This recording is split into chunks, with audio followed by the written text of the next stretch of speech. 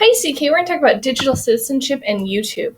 With YouTube being opened up for students, we do need to teach them how to be responsible digital citizens with it. This is actually one video of two. The next one I'm going to make will be me doing this presentation directed at a classroom. And so if you wanted to just play the video for your students, you have that option. I've also shared this presentation with you in the print resources portion of the document. So if you want to take this presentation and use it, you're welcome to do so. I set it for copy, so it's going to force you to make a copy of it for you to get it into your drive. And that's for a couple of reasons. Number one, you might want to change it for your classroom. And so you may want to add some things, delete some things, move some stuff around. So that's option for you, so you don't feel like you have to use it as is. You may not want to use YouTube in your classroom at all, so you may want to completely change it and say, nope, we're not going to be using it. Or you may just want to use it as is. So it's up to you, but it's a resource for you that has been created. I'm going to work through the presentation and just kind of hit some key points that I would want to make sure I would hit with my students, and so some things for you to think about. So just starting, yay, YouTube. This is a really cool quote.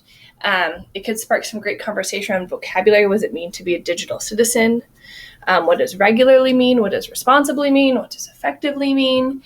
And is that different from in the classroom versus at home? So really cool discussion you could have with your students. And for ages, it could be very different for what's appropriate, for one of our K-1-2 kids versus what our high school kids are doing. And then hitting the idea of that professional student, that what they do in the classroom, this is, school is their job and this is what they do. And when they're here in school, they're here to work and they're here to learn and to be engaged. And the whole idea of playing games with technology and just kind of goofing around really is what they do at home with their technology at home, not with the tools provided here at school. So that reminder that technology is that tool for learning, not just a place to sit and play games. So we can get to YouTube. Yes, students can get to YouTube. It's called YouTube Restricted. And if they do get to a video and they get this screen with a little wonky face, it just means that it's not approved for 18 and under. And so it's only videos approved for 18 and under that they can have access to. So they need to understand that the YouTube they access at home or access at a friend's house is not the same YouTube they're going to get here, because here it is filtered. At home or at a friend's house, they're getting to all of YouTube. And it's important that students understand that difference, that they may see it at home and then say, oh, I want to show you this video. We may not have access to it here. So just an important difference that they know.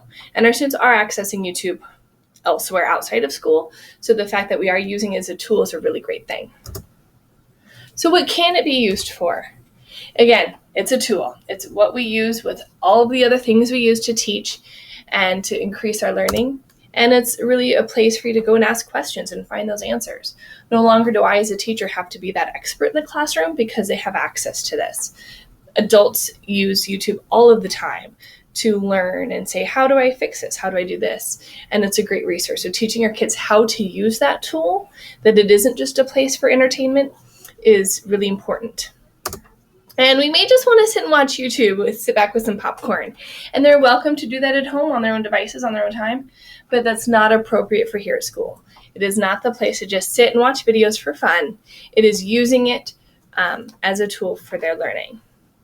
Now, it is restricted, but what if they come to something questionable?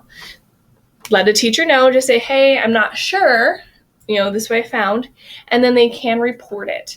So they can just click more, just like in the teacher side, and hit report, and they can report that, this video may not be appropriate. So it's important students know they have that ability. So there you go. That's our the presentation on digital citizenship. If you have any questions about what is digital citizenship, you can talk to your teacher librarians. They've worked very hard on preparing some lessons and working with digital citizenship and our students. Or you can feel free to ask any questions to your Future Ready coach. And happy YouTubing and good luck. Thank you so much.